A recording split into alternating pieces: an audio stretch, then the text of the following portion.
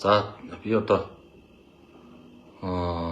сүүлийн үед одоо манай гэр бүлтэй холбоотой маш их буруу зүрх асуудлууд нийгэмд бас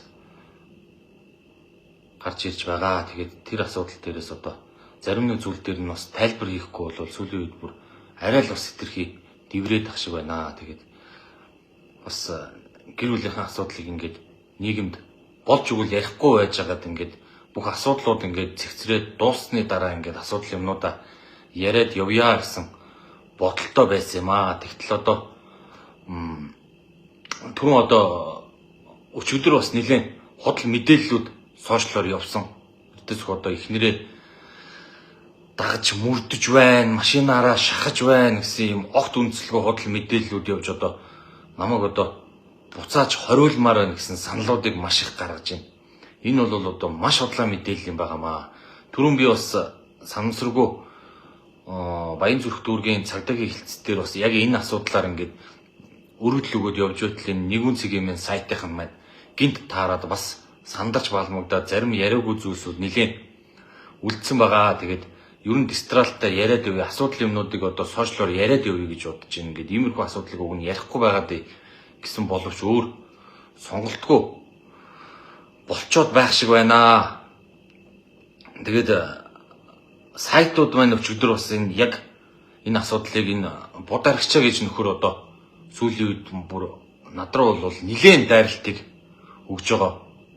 Тэгээд дагаад энэ сайтуудаас худал мэдээллийг маш их дамжуулд юм байна. Би энэ хэвлэл мэдээллийн сайтуудыг бас арай ийм төвшөнд ийм худал мэдээллүүдийг дамжуулдаггүй байх гэж бодож исэн. Гэтэл одоо сүүлийн үед бүр байдал бол бас хэрэгс итэрж байна. Сая 14 хоногийн хугацаанд хоригдсон байгаа.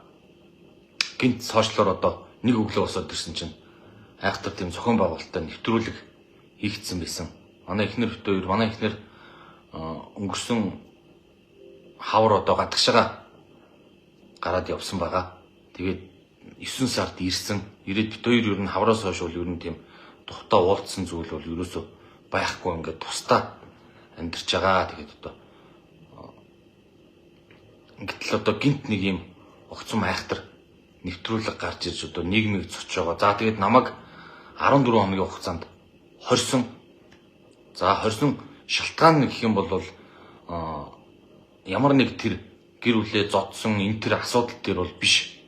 Гэрчид нөлөөсөн гэдэг. Манад ажилдаг байсан одоо ариун тунгалаг гэж нэг охин одоо худал мэдээлэл одоо мэдүүлэг өгч одоо намайг одоо юу гэдгийг ямар нэг байдлаар ингээд надад нөлөөсөн гэж одоо худлаа ярьж тэр асуудлаар хоригдсон байгаа. За тэгээд 14 хоног хоригдоод гараад ирсэн чинь машин маань байхгүй болсон байна. Тавилгатай байрыг маань зарчихсан байна. За гар утасны дугааруудыг маань бас зарчихсан байна. Тэгээд ер нь бол яг ямар үндслээр юм зохион байгуулалттай юм хөгийн үйл явдал болоод байгааг бол бүр одоо үнэхээр гайхаж байна. За тэгээд эхнэрээ уурлахаараа л зодддаг гэх юм худал хөгийн асуудлууд одоо сүүлийн үед маш их явж байгаа. Би одоо юу боллоо гэж манай гэр бүлд одоо 102 108-ын дуудлагууд одоо огт байдаггүй. Яг бит хоёр ингээд эмэгтэй хүн бас ууралж бухимдаад янз бүрийн асуудлаас болоод ингээд бас огцомдоод янз бүрийн нэвтрүүлэг юм бол хийсэн байхыг үгүйсэхгүй. Гэхдээ би одоо эхнэрээ бол муулахгүй олон жил хамт амьдэрсэн. За тэр дундаа бүр хүүхдүүдээ одоо бит хоёрын дундаас ч гарсан 4 хүүхэд байдаг. Тэгээд 2 ачтай дээрээс нь тэгээд одоо хүүхдүүдээ бол бүр муулахгүй одоо бүх зүйл дээр нь уг нь үлгэр дуурайлал болж явъя гэж одоо их нэртэйгээ хоёлаа ярьж бас маш өөр үнцэг гаргаж ингэж явъя гэсэн боловч ингээд нэг юм буруу үл ойлголцлууд одоо яалтчгүй гарсан байгаа. Би одоо их нэртэй тийм муу зүйл хийгээд одоо өчигдрийн тэр сошиалоор явж байгаа шиг юм ямар нэг байдлаар халтах чинь, алах чинь тийм муу зүйл огтоосоо хийхгүй. Гэр бүлдээ ямар ч муу зүйл хийх надад шаардлага байхгүй. Тэгээд ийм худал мэдээллүүд одоо маш их явж байгаа учраас би одоо болохгүй асуудлуудыг бас яриад явах нь зүйтэй байна. Дээрээс нь энэ бударагчаа гэж нөхөр одоо бүр зохион байгуулалттайгаар энэ худал мэдээллийг одоо тултал нь явуулж байгаа.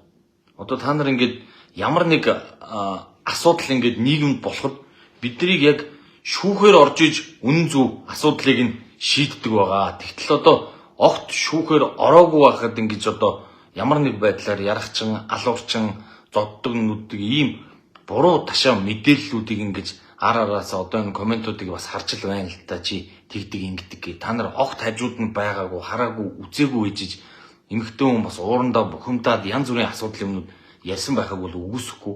Гэхдээ тийм зүйл бол байхгүй гэж би бол баттай хэлж байна.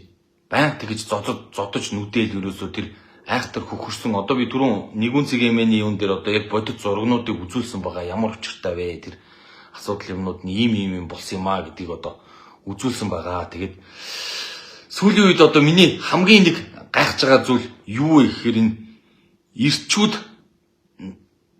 одоо энэ нийгэмд ер нь одоо эрэгтэй эмэгтэй хоёр хүнийг үл ойлголцол гарах юм бол ерөөсөө л эрэгтэй хүний буруу. За эмэгтэй эрэгтэй хоёр хүн модалцах юм бол эрэгтэй хүний буруу. За нэг өглөөд юу гэдгийг эхнэр нөхөр хоёр ажилдаа явах гээд хин нэг нь машинаа булаацалтаад тийм асуудал үүсээд яах юм бол цагдаа дуудлага өгөөд нэг 7-30 хоногийн баримтлаганд явуулцдаг. Тэгэхээр энэ эрчүүдийн эрх ашиг бас маш их хөндөгддөг юм байна. Нийгэм тэр чигтээ ерөөсөө асуудал гарах юм бол энэ эрэгтэй хүний л буруу гэдэг тийм өнцгөөс бас хардсан юм байна. Тэгэд эрчүүд маш их хохирдог юм байна. За тэгээд энэ асуудлууд дээр би бас энэ эрчүүдээс бас маш их зүйлийг сүүлийн үед сонсож байна. Болохгүй асуудлуудыг энэ ийм зүйл болоод ингэдэг тэгдэг гэдээ хоригдох хугацаанд тэнд байгаа хүмүүстэй бас нэлээд уулзлаа. За тэгээд энэ улс төртэй холбоотойгоор одоо сая сүүлд нийгэм нэлээд бужигсан нөгөө сенсацийг сенсацаар дарна гэдэг шиг яг тэр үеийн таарад одоо намайг бол нэлээд айхтар төвшөнд бас балбаж явуулах шиг боллоо.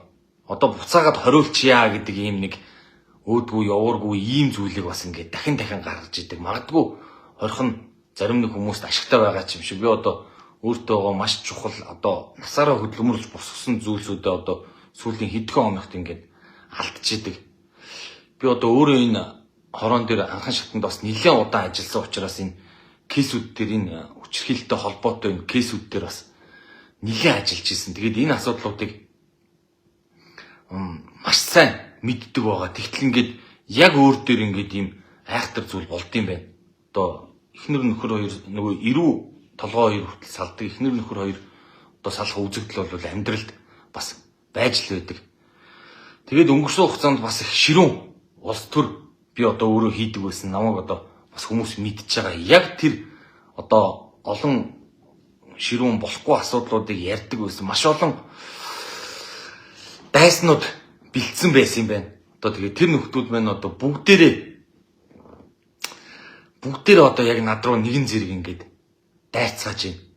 Яг энэ цаг үе дэвсэлцгээд юм байна. Зарим зүйл дээр бол одоо үнэхээр их гайхаж байна. Тэгээд улс төр бол улс төр гэдэг юм байна.